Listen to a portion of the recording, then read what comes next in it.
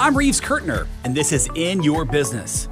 Season 1 of In Your Business is presented by Moses Auto Mall of Huntington, online at mosesmeansmore.com, and powered by the Huntington Regional Chamber of Commerce and Kindred Communications.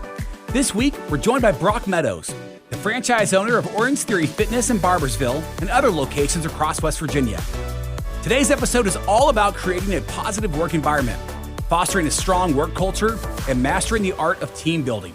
Whether you're a seasoned business owner, a budding entrepreneur, or simply someone looking for insights into building a thriving workplace, this episode is packed with valuable takeaways. Let's get in your business. Brock, first, tell us about yourself, your background, and your journey of becoming a franchise owner of Orange Theory Fitness. Yeah, well, Reeves, thanks for having me. And I've been an entrepreneur for 25 years, and predominantly in the area of performance training, fitness, nutrition, and I'm a strength coach with the NSCA, the National Strength Conditioning Association, and a certified nutritionist, and have always, in my very short stint right out of college where I worked with corporate America in Atlanta, Georgia, and realized that just wasn't for me. And I remember going into the president's office and saying, had not rehearsed this because it came right out honestly, because he said, man, he was shocked. He gave me an unbelievable opportunity, but I just didn't feel right. And I'm thankful it didn't. And maybe a little note from the very top here is when someone that's young listening, what do I do, what path to take? And it was, for me, I saw what the future would be, and knowing that future was more uncomfortable, more scary, fearful, right, than the unknown of, okay, they zig, I zag, let me go to fork in the road here and see what we've got. So that was my pursuit of entrepreneurship. My answer to that great guy What kind of industry was that? I was a director of marketing right out of college for the largest real estate and property management firm in the Southeast. Okay. So quite a, people thought, Meadows, you're an idiot. What are you doing? After about 14 months of that. But I was 22 and saw the 40-year-olds in the office that, I'm almost 50 now, so I was hearing that their life wasn't so great. And I thought, if I don't do something now, kind of thing. So sure. I just answered the question, I'm going to coach. When he asked, well, what are you going to do? I'm like, where did that come from? So coaching, being a collegiate athlete, played college football, and it always been that pursuit. I just love bringing out the best of people and helping them do it. I'm one that's wired, and kind of our mission statement of what I do to this day is help people overcome excuses, break through obstacles, and win more often. So that's in my DNA, and coaching from all different levels of adults to aspiring athletes to NFL draft picks. Talk about so people can understand. I know you and we talked on the phone, a week ago or so. Talk about your coaching background so people kind of understand what you're talking about here. Well, where I've come from? Athletics and things like that too. Yeah. Ohio State, right? Yes. Involvement there. Yeah. Yep. Yes. So in 2008, again, I started off, went my own route, and it's maybe another lesson too. It's don't let the fear of the finish belittle your faith to start. It's never pretty, and it was pursuing what you were, felt in your heart that this is what I was made for, and it was going to be hard. And all entrepreneurship, starting your own thing, whether you're buying a franchise or you're doing it on your own, those challenges are relentless. Sure. So you better, in the words, what was it of Steve Jobs, you better have absolutely love what you're pursuing, or sure. You'd be an idiot to keep going. Yeah. So that's pursuing that, what didn't seem to be much, and then I get a big break from Coach Jim Tressel, the Ohio State University. Right, no one is knocking on their door to come sell them something, and they get entry. But because of a relationship that it started, and getting to train someone that was a good friend of his, and that led to the introduction. So being in his life for a couple of years, then he's like understood what I maybe could do for them, and he invites me to help the Ohio State University football program. You're like, what? And so I'll never forget that day, and it was a day that was amazing, and it put me on a new trajectory of that opportunity to, again, begin to work in that field. And then it led to other football athletic programs, USC, Auburn, Kentucky, Rice, Purdue, Northwestern. So being around that elite level of athlete, I absolutely love that. But through that, you also learn a lot about raw athletes. Right. Every single person has to get up and perform every day.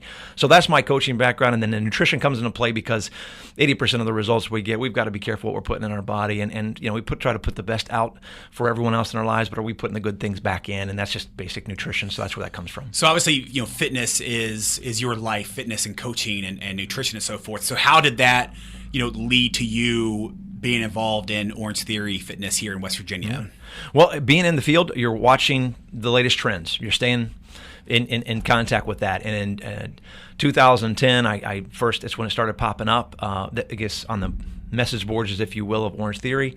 2011 is when it franchised. So there was two, and I made a trip for nutrition down to South Florida. So it had not franchised yet. Started in Florida. Yeah, okay. And in Fort Lauderdale, the South Beach kind of area, and by Ellen Latham. And so she's the founder of Orange Theory. And my first meeting after getting off the plane, outside of a Whole Foods about nutrition coaching, was a person who was coming from this Orange Theory. So it was pretty amazing. Like, what is that? So it had not been really publicized yet because it hadn't franchised. It was just two of her studios, and then very soon thereafter became a franchise.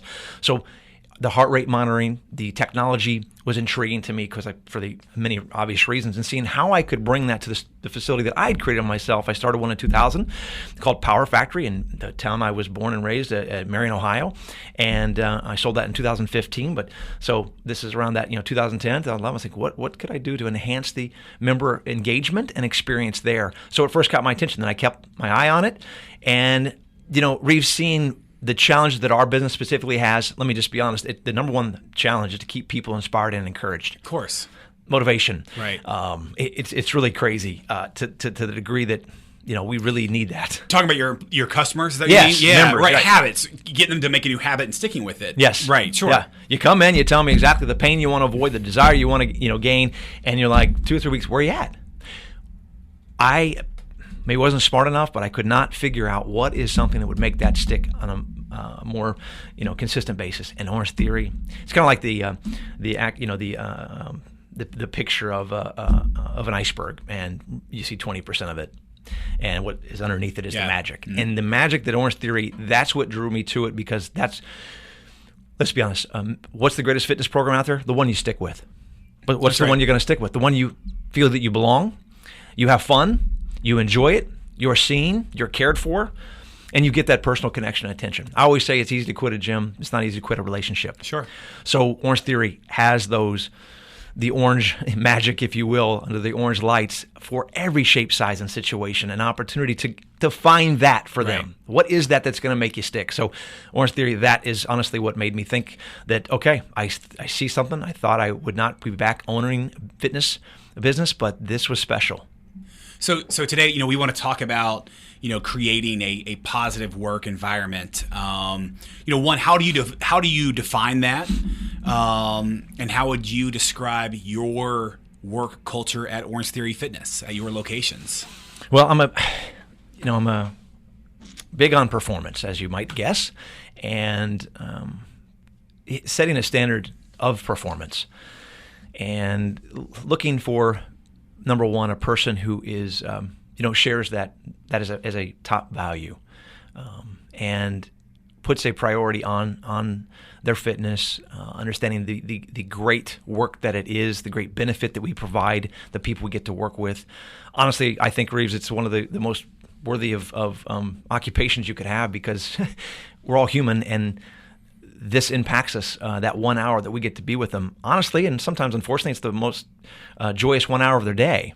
But if you don't have that and you're not experiencing that, you really are half the person you probably could be in all fair areas of life. Your marriage, okay, it's your community, it's your work. So, setting that expectation, and I'm a pretty intense guy, and trying to set that from the very beginning. And looking for talent, I'm reminded of when you asked that question of Ritz-Carlton. When I interviewed the CEO, you spend a day there, a little bit of instantly, and you're like, why? How is everyone so happy? So the question asked of him, one thing I was reading a long time ago, and I'll never forget it, was just that the question's asked, well, how do you train everyone to be happy? And he looks at it with a tilted head, like, well, we hire happy people. Right. And I'm like, okay. Sure. So that sticks with me. Like, I got to find, to answer your question, someone that has a high value, again, prioritizes that, and sees the great work, the worthiness, and the passion in to bring to it, to help what I just said is the number one barrier, keeping people inspired and encouraged. Sure. Giving them the sense of belief, coming alongside of them, not talking from a distance, but being right there. Here, take my hand. I got you. How many employees do you have? Well, we have 4 studios, all in West Virginia, the only 4. And it started here in Barboursville in 2017, April 2017. Then I went to Charleston in December of 18. Then Morgantown in January of 2020, 6 weeks before the world changed. Yeah, that was fun, right? Yeah, it was fun. Yes. It's fun. And then just recently in January in Bridgeport. So at each studio you have 10 to 12 employees. Okay. Yeah. So you're kind of going back to that, your work culture. It's finding the right people first, but how do you keep them motivated? How do you keep them engaged? Well, I just want to say in a shout out that not everybody has a good day every day, right? There's some days you might love your job, you're distracted, you don't want to be there that day for whatever else might be going on. Well, and in your first podcast, I just kudos, and I've never met her. I hope to do so soon. But Vicki Dunn-Marshall, that was amazing. I really appreciated her responses, and again, it's someone that that has certainly not only been there from an early age, but has lived it and is still doing that, and she's in it, her hands are in it. So, your question reminded me of hearing that episode because. Just the world's changed so much quickly and everyone's what it is everyone. I think she said specifically, and correct me if I'm wrong. It's something. Yeah. What are the greatest challenges today you face? And she said that it was the staffing and culture. It was everybody's definition of like the work week was different. Something along those lines, right? Yes. So it was culture and staffing. To what you're asking. Mm-hmm. I mean, how do you keep them? I come back to. One, trying the best you can in a short couple interview touches, right? You never know about someone till the bullets start flying. Sure. You never know till adversity hits. And boy, oh boy, tons of stories take weeks to tell you. That's right. That when you think, you pour it in. So again, disclosure, I don't have all the answers by any means. I am trying to adapt and pivot the best I can like everybody else. But I'm finding more and more, much like a member, is now more the scenario almost identical to that with a team member. Yeah. And I will say this, on answering your question, we've setting the expectation of who we are from the very onset is that we're not a dysfunctional family. I believe we're more of I think the best operating cultures are team focused. So we need to be a high performance team. And again, finding those, making it clear of who we are, who we're not, what we're here to do, and the high value we place upon it. It's no more worthy of work to do. That kind of helps start to find out if that person for themselves can select that. Yeah, okay, I want to be part of this high performance team. Right. And so you go to then. To answer your question even further is asking good questions.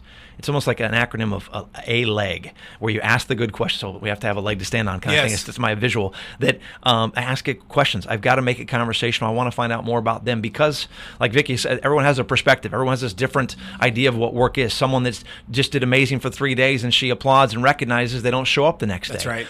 I can share and those wild, crazy, head-scratching stories. And so the best we can do, I think, is like a member, I want to know what brought you in today. Reeves, why today of all days? That door that you just opened is the heaviest thing you ever lift kind of thing in our world. And in West Virginia, I do say, because again, we know it, it's no knock, but it's just a reality. I think our biggest competition in helping people get in better health and fitness is the couch. I love the couch. I mean, right. Yeah, yes. So we've got to be knowing that, and then intentional. So the same thing with a potential staff member. That's right. Knowing, okay, the world's changed. There's some, whether you agree with it or not, and I certainly don't with a lot of things, but trying to get to know what's in there. Right. What's driving them, just like a member would be. Do you have hiring challenges? Yes. Very much. It's the number one challenge. I concur with Vicki. Yeah. It is that. And it wasn't like that before. So how does that go into the work culture? It's hiring the right people, but gosh darn it, I just need people. I need somebody. How do you? And that might not be a great question for somebody in the fitness industry, but it's like, hey, yes, I've talked to business owners that are like, hey, if they apply, they're going to get a job here because I need somebody that can do X, Y, and Z, that can sweep the floors, whatever it might be. But how does all that tie together, right? It's like it's a balance. I need people, but I need the right people. That is, again, the most difficult challenge, because what you just said and what you painted is probably what I think you're exactly thinking, and I'm going to confirm that it's true. And it pains me to say it, that you sometimes have now had to lower your standard, and that is not good for anybody. No, it's not. And so you have to accept, I even hate the word, mediocrity. Sure, but okay, but on that guy or girl, okay, I need people. How can you take a person like that who might not be overly motivated? What can you do to make them into that employee, right? Yeah. That now we're talking like there's something there. I see it in him or her. He did come in. That's the heaviest door that you mentioned that he opened. You know, what can we do as business owners and entrepreneurs that need workers and to making them believe and making them feel like they belong, maybe trying to become a leader and so forth. No, exactly. So coming back to that, thank you for bringing that back up that way, that acronym. So asking great questions, taking time. Like I tell my team all the time, and in fitness this is what it was, because that's the number one challenge, to help people be inspired and encouraged. You can't become that answer and that solution until they trust you and they get to know you and they've opened up to you. So the same method, right, of care, and this is the big thing, we must recognize that takes a lot of time, energy, and effort. That's a calorie burn, Reeves, that most aren't willing, what I'm learning, to pay. And that's unfortunate, but that's where I know we are today with the team question and the potential employee, or you see something, they showed up. You got to invest the time, energy, and effort to dig in a little deeper. Sure. And find out what is it. So ask good questions. The quality of your questions determine the quality of your answers.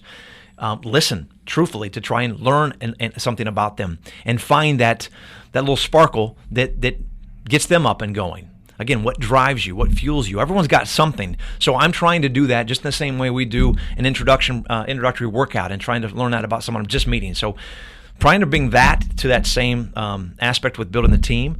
So you're asking great questions, you're listening, then you empathize. Okay, I'm getting an understanding of their perspective through their lens that's going to be completely different than mine, right, probably in every time, but especially when they're younger.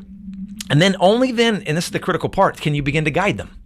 So you've built equity, and that's where, again, I say and caution people, you're not willing to spend the time it takes to get to that point. Right. And there, unfortunately, isn't a finite number of conversations or hours in the day or weeks that you've done. So that's where we have like a 90-day probational period. For lack of a better word, it's a trial period, not only for us to them, but them to us. Of course. And I want to make that very clear, upfront expectations. Here's who we are. Here's what we're about. The member is at the center of our flywheel. And here's why that is, and here's how we can, all the things that Orange Theory does, which is, again, incredible to anything I've ever seen. I've been in this all my life. The amount of resources and tools and bells and whistles, you've got it all. Everyone comes with something different that's important to them. Our job is to find out what that one thing is, just as I need to start doing that and continue to do that with the staff. Yeah. I like the 90-day probation idea. I really do. That's something I don't think of. Like, hey, let's do this for 90 days. To give them an idea of who you are and who they are too. I like that.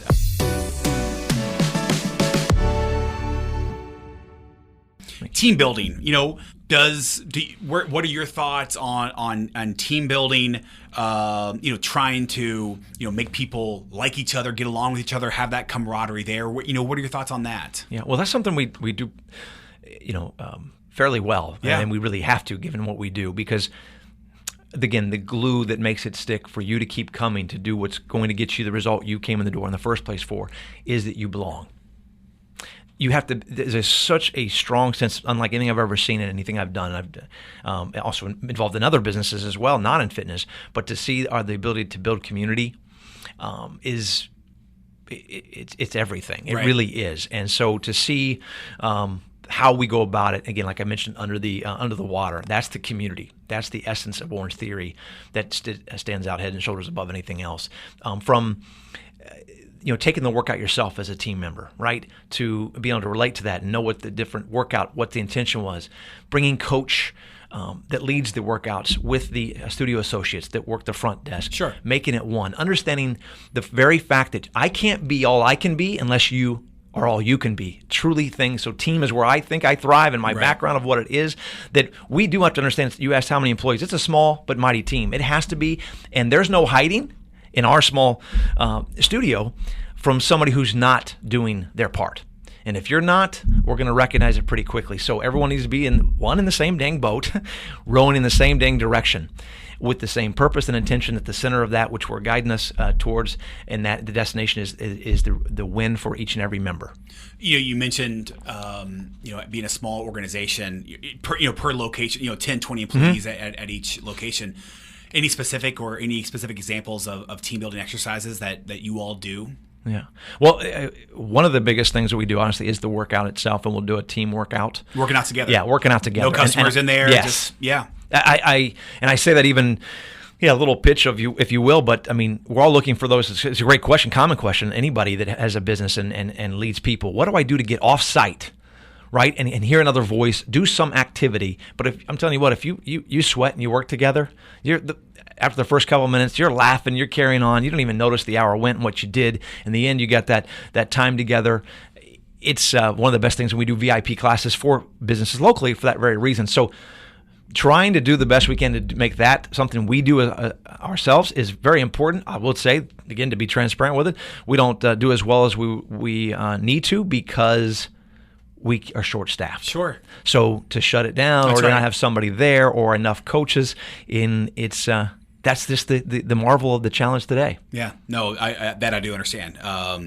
Same thing here. I'd love to go off site and take a day and do this, but it's just like, wow, I don't know if I can afford that, right? Shut the doors for one day. So, communication and feedback. How do you handle open and effective communication with your team? How does that process go? If an employee has a problem, what are the steps there, and how's it usually handled? Well, that question is mighty important. And communication, what I am learning right now even more so, and I can relate it to, think you buy a franchise and maybe you can be a absentee owner. And I think right now where the world's at, to lead anybody is going to only be done to a high level by your physical presence. That wasn't, again, what the plan was here. And I live in Ohio and came to West Virginia. People ask, what the heck are you doing here? And again, when people zig, I zag. West Virginia was a state that in the Orange Theory, great success that wasn't accounted for. No one really wanted. Right, because we're fat, unhealthy, and overweight, right? Like that's, well, then, yeah. It sounds like a good opportunity. Yeah, I think you saw that. I did. Sure. I see that, hey, this is rural. It's spread out. It's a different landscape by all means. But I saw that, hey, I knew it wasn't going to be easy. But, again, come back to my passion, heart, and drive. That I believe what we're doing has the opportunity to absolutely set people up in a new trajectory and possibly change their life. Save a marriage, for crying out loud. Save someone's health. I'm not overstating this. I've seen it. I've experienced it, and the stories prove that to be. But to your point of communication, it's got to be consistent, relentless, I should even say is the better word, to keep it in front of mind. I find more and more today, the younger generation, of whatever it may be, that one, to get them to take a note is a challenge. I'm thinking, don't leave your better future to your memory. Please write something down. Yes. People show up to a meeting without a piece of paper and a pen. It drives me insane. Or write it on your phone. You can use your phone too. Yeah, use whatever. Yes, that's right. But take it down and revert back to it. I don't know what you think is going to happen. Because, again, we all just need to know ourselves. It's not just going to be pulled from the top of your head. So that perspective, that behavior, and then understand, okay, I need to even be more clear in communication and more consistent in it to keep the measurables in front of us. Again, I mentioned that early on, that the standard of performance. I like to tell the team right at the top, it's a small box, it's a small scoreboard, but we have to have a scoreboard, a visual to see where we're going. And if you're afraid of that scoring, you're probably not a fit. Right. I just have to be real. Sure. Because what we do matters greatly, and I need to know, you know, that box represents progress and wins and losses. There is no room for excuses or stories. That's like on the golf card. It's just a number. And so communicating who we are, again, our mission, our values, the expectation, and then spending the time individually to try, like I said a little bit ago about the member, what is it that drives you? And I find this interesting, Reeves, that I talking to a professor here at Marshall who teaches a business class, and Professor Ng. He's so right here, but it just is shocking to hear, and maybe it's worth sharing. This generation right now that we're in, that's entering the workforce, listed that their top 2 reasons for choosing a job was convenience and flexibility. Yeah. And you're like, oh my Lord, what? So Uber, maybe? Yeah. In that kind of a climate that we're now in, but that makes it tough to compete with convenience and flexibility. So almost like, well, when it works for me, I'll work. Sure. So to that note, knowing what we're up against, more to the communication of taking that time out, that time, energy, and effort. Hear their heart, try to find it, and what's their motivating factor, where they want to go. And I really think that what we do at Orange Theory, again, how important I think it is, I really try to stress upon them, and it's not just some saying, I really believe it, that at this position, unless there's a studio manager and there's the head trainer, those are the two career. The rest are part-time. It's a hourly wage. Sure. Okay, so you get, what that's working with. Okay, fine. But to know that and go, don't ask, what's your, don't be stuck on what you're earning, but rather ask yourself, what am I learning and who am I becoming? Right. And given this is such a human contact work, you're going to develop those skills. That's right. That will forever. That's right. Ever carry for you and make you so much better in whatever you're going to do. So if you can get to know somebody, be good at asking quality questions and learn what's important to them, and they felt that you cared about them, I mean, you can just go anywhere. You mentioned you have two career people, then everybody else is hourly. Can you talk about growth opportunities within Orange Theory, and how that's important? How can those guys and girls that are hourly, how they can become one of those career people, and again, how that's important in the whole overall big picture? Absolutely. Well, that again starts with that 90-day, trial period. Do you have those people? We do. That start and yes. Hey, I'll start here, but I want to end up there. Almost every one of them. Yeah. And it is that, because again, are they falling in love with it? Are they drinking the orange Kool-Aid, if you will? Yeah, sure. Do they really, find fulfillment, reward in what we're doing, and they connect with the greater mission?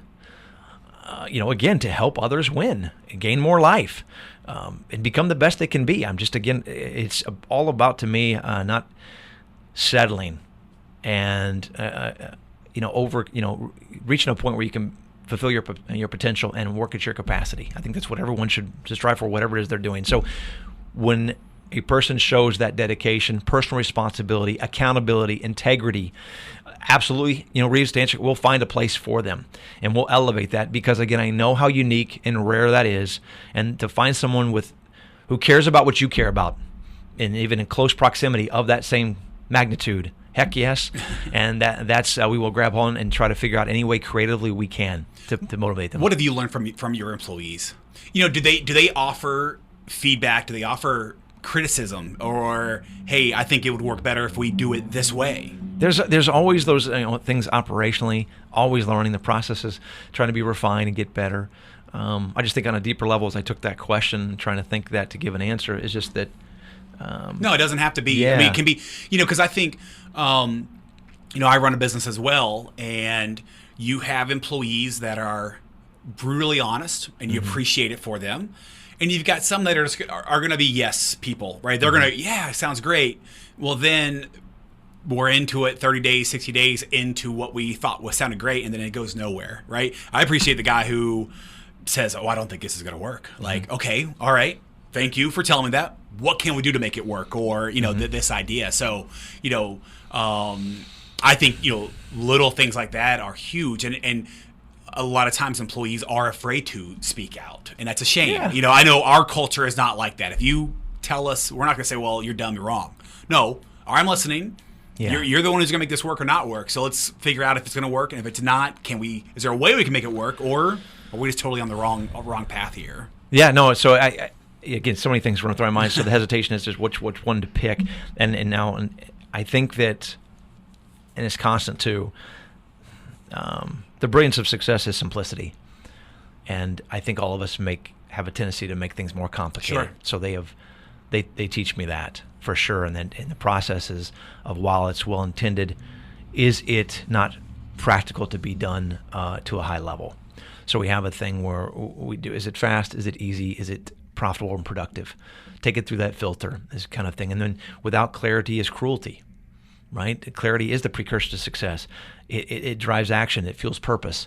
So really simplifying, taking a look at what you do and how you do it, and say that, hey, that is good, but is that, with the bandwidth we have, the team we have. And now you really got me going, Reeves, to think even further about putting the right people, speaking of a team, in the right position and finding their strengths. So that's the second thing I would say is another thing we learned. Did I learn about them enough? And I need the time, too, to be fair, to experience positions that and challenges to see how they did. And I think that's another thing of both sides of it as employee, as an employer, and then the employee to give each other grace in that regard. I don't know all about you yet. So if I've asked you to do something I thought you might be able to be a good fit for, but it was too much and you don't tell me, that's, I think, what you're all getting to too. That's another thing you learn, like, okay. So coming back to that acronym of ALEG, did I spend enough time to really get to know who they are, what they want, why did they want to join our team, and what's driving them, and learn about their strengths and try to put them in the best position to win and be fulfilled themselves in what they're doing. Say it again. Fast, easy, profitable. What else? I'm going to write that one down. Productive. Productive. Yeah. Yeah. I like that. What kind of things, anything specific you can talk about where you apply that? Where do you go, hey, all right, let's put this to the test. Is it fast, easy, profitable, and productive? Yeah, several things come to mind, even recently, like our coaching consults. Trying to make sure that no one leaves. If there's a problem, most people won't say anything, and then they're just, where'd they go? So, okay, let's find that retention. Let's improve retention. And what do we know about them, that kind of thing. So what could we do to learn more about them, to open up that door, make sure that they know that while we don't know what may be through their mind or their challenges, that we invite that. And not just say it over the mic at the end of the class of an invitation, but how can we as a team reach out to our members? And so that's that filter. Okay, what can we do that's fast? Right. It can be implemented today. It's not going to take too much bandwidth, not take us away off of our main mission. It's easy to do. And it's productive. We're prioritizing our effort, and it fits within that. And if the members at the center, that's going to be, okay, this is something that needs our attention. So we begin to implement just the very fact of a simple survey we could send out via text. That's right. And asking, it took less than 2 minutes, but the last question is, what areas of, could we be of greater service to you? And we list them out so they don't have to think about it. Multiple choice. So even going through that, how can this even survey be done fast for them, easy, and they feel like, okay, they're heard and seen, and then we got to follow through and execute. So, okay, we created it. Now, we're sending it. Now, how are we going to review the responses and then respond ourselves? Right. So that's how we have to take that through and then go bring everybody in on the team, and especially obviously the head trainer and the studio manager. Can this be done? You tell me, because I need to know, because I think so, but where do you see a problem here, or a delay, or an anchor in any way that would impede our progress, or you think it's too heavy of a lift? Yeah. No pun intended. Yeah, sure. Can you share? Let's talk about challenges and problems. Can you share any challenges you faced in trying to maintain a positive work environment and work culture, and how you overcame them? Man, and that might be something too. Things that you learned in the first couple of years, right? 2017, 2018 versus now on finding the right people and again. And overcoming those challenges. Yeah. Well, on that very point, since we're talking about culture, and again, I think it does start with, obviously it starts with the leader, and then being present, like I mentioned, but in that selection of hiring process, I just added one thing recently in the last few months that has helped tremendously, and you're like, why did I not think of that? And it was simple to, kind of like the fast, easy, productive. How can I streamline this? How can I put them to a test, if you will, after they've done the first 3 steps? And that was simply came up with a 5-question, much like the member part, but a survey. Say they now come in and taken a class. They've experienced the product for themselves. They've been introduced to the community, met with the studio manager, head trainer, personality matches, what's bringing them in. We get all that stuff done. Then even before then, I take the time to be personally with them. Send them from me directly, thanking them, and here's the next step of the process. I don't want anything fancy. With your own phone, record yourself answering these 5 questions. So there was a challenge of trying to find and assess what's a better way to filter that and qualify that we think that's even better qualification of what we think might work. So that has right now been 3 for 3. So Okay. the person Yeah, seems sure. to be quite good. Sure. And because you get to see them, how they're going to respond. How quickly do they get it back to me? And then how thorough are they? Did they prepare? They just winging? And sometimes winging, they may just be that personality, which teaches me something too, that they can just have a conversation. Or is it so scripted that, that's robotic? Maybe not. So that's a challenge, again, of finding talent, because that is our number one challenge, right along with keeping members, true to what they said they wanted to achieve. When you mentioned Dr. Ng earlier, what did he say again? People want flexibility, and what else? Convenience. Convenience.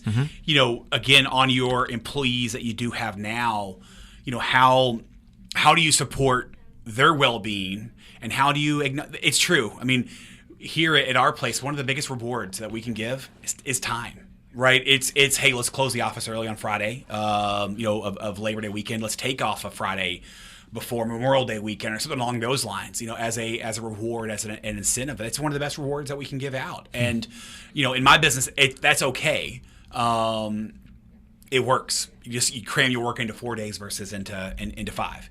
But again, so how I'm rambling here, but so how do you support their well-being? How do you take that flexibility and convenience into mind when you're working with your employees? We are fortunately very well positioned to meet those two most important, apparently. I agree with them 100%. Yeah, I do. It's just still kind of shocking for where we come from. But we are designed, again, is incredibly flexible. So we do meet that level and convenience. You can create your own schedule. And when you asked it earlier, when you find somebody, what will you do? Well, that's exactly it. Pull them aside, spend more time in a leadership development role. I love that. I thrive on that. And I'm high performance in athletic realm, but high performance in productivity. I'm insanely productive in what I try to do in the jigsaw, if you will, that I try to put together to keep me between the lanes, right? And so finding that what you said about giving time, I'm going to give them more time because I'm going to show them how to be more productive with what they do through the prioritized items. And understanding it's not more time you need. It's knowing the true fact of that in the workforce today. It's said that a third of the time only is actually doing work. Sure. So like, what? I know. But you do see it, and if we're honest to that and pivot, that they go, okay, I want you to be. I'm going to show you what by the book. Let's say a student manager should work 40 plus hours. I'm going to show you, and I've done this and do this now, that I'll need you for 30. But here's the things that need to be done. That's right. And you're in complete control of it. So giving them the responsibility and the opportunity, the full autonomy, but with the parameters of what needs to be done, and continue to review them and inspect them, which is a big part that, again, kind of the execution and follow through of that, so you don't lose track of it. Because I've made those mistakes too, thinking, oh, they're okay, and do it, and then you look back and like, oh my gosh, where were you? What were you doing? That's right. So helping them understand that, hey, you have more control than you think, and here's what needs to be done on a daily basis. Let's get really detailed of knowing how you can make up, take those tasks and do Monday, Wednesday this, Tuesday, Thursday this, and you are here for a 5-hour shift each of those days, and then let's get 10 hours out in the community, or and paint the picture and show it, because I will have it and you will have it. I'm sure that I'm burnt out, I'm stressed, I'm over, and I'm like, okay, take me through what you do, how you do what you do. And every time that's the way, instead of jumping to think, well, what do you, like, oh, they just can't do it. No, I want to go, okay, I hear you. Now show me how you go about it. And then every time I've done this, they're like, you see the light bulb go off and go, yeah, I'm not doing all that I thought. And I really have a lot of empty space that I'm adding to myself, and then responding without parameters, which can happen because they want to do the right thing, and they think that I need to be respond to our phones and mobile device or emails at all hours of the night, those kind of things. But giving them the parameters, showing them how to build that system to operate from, that you can become incredibly more productive and get so much more done in less time. Right. And then hold on to what's most important, that joy of the job you fell in love with in the first place. That's right. Again, I talked about the people that you've talked about, how you've had employees that have grown into more leadership roles. Is there a program in place? Is there any training in place with that in mind, or how does an employee start?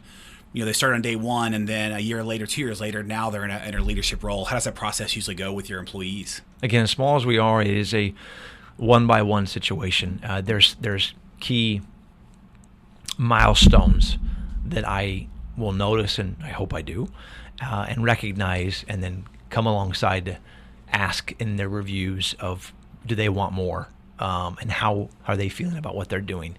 And to your point, understanding the scarcity of great talent and valuing it. My eyes are keenly looking for those qualities that will appear. And so the question, the answer to the question is not technically, but there's me noticing it because being in it to then take them aside and offer more. And that could simply be a series of books, and let's see if you make it halfway through the first one. I'm serious. I gave a book to a leader and a couple months ago and wrote in the middle of the book, and I haven't heard from them yet. So I know they haven't read Sure, you half put the a little book. note in there for them, yes. Yes, that kind of thing. So I'm big on guarding your time and across the board and helping everybody else do it. Because I think that, to your point, I want flexibility. I want freedom. Everyone wants these same things. And I think we're all misguided or don't have a leader, a teacher, a mentor to help us show us how you can do it. Not only do I have the Orange Theories, but I have 3 other businesses. And they require a great deal of time. And it's often asked, what do you do? How are you doing it? I'm not being special at all about it, but I'm just saying I've learned to utilize a system that can help me do like 2 or 3 90-minute jam sessions, I call them, and get so much done. Right. So I try to help people when I see it, because I think that's a common need, and that's a common quality you're going to need to a skill you're going to have to develop if you wish to, grow into yourself in whatever role that may be. Sure.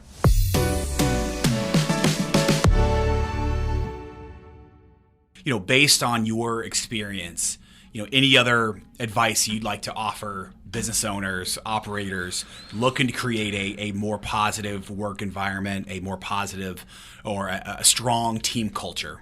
Yeah. Any other advice? Culture is a competitive advantage, and I think it's more of that than it's been in recent time. And I say that to say how difficult it is. What do you mean by that? I like that culture is a competitive advantage. I've not heard that too often. Most people, say a lot of people maybe, that I have come in contact with in various industries, are unwilling to do what we've talked about. Spend the time, the energy, the effort to know your people, know your team, know the people you serve. And that's where I just said what I said. It pulled me back on the field, if you will, but for good reason, I think. It's taught me that I don't know that there is any substitute for that, and no one's going to care about your business more than you. So culture and finding the right talent and knowing it's going to be an ever-ending process, but keeping your eye open in the optimistic way that you would hopefully be wired. That's why you became an entrepreneur anyway, I hope. You believe you're going to win. You'll figure it out. It's not going to be easy. You tell yourself the truth, but you don't let it take you out of the game. You'll keep going with that mindset, but that knowing now more than ever, while it's the hardest it's been, if I keep that focus of it's a competitive advantage, I'll stay on top of the things I need to help build a better culture, maintain it, fight for it. And when you take care of your team and you find that right fit, so many good things and all good things come from it. So I think that's the competitive advantage, is just there, and then looking for the right people with heart, smarts, meaning emotional intelligence in my case in our industry. How to talk with people, and it can be compassionate, empathetic, asking good questions, and then guts. Dadgummit, have some guts and confidence to go out on a limb where the fruit is, kind of thing, where you only good things happen. I always say in our classes now and again that, okay, this is the hard part. This is where the rubber meets the road, and the wall is now before you. Growth and glory doesn't happen coming to the wall. It's going through it or over it. So here's where you dig deep, and let's do this. So it's a lot of similarities to how you build a team and run a business. I think that's what I know and where I come from. So that's why I say it's a competitive advantage. So few will do it. So the less that will do it, the more opportunity you have when you do it right. This has been In Your Business. I'm your host, Reeves Kurtner. Thanks for listening. If you enjoyed this podcast, please like, subscribe, share, and even leave us a review. Season 1 of In Your Business is presented by Moses Auto Mall of Huntington, MosesMeansMore.com, and powered by the Huntington Regional Chamber of Commerce and Kindred Communications.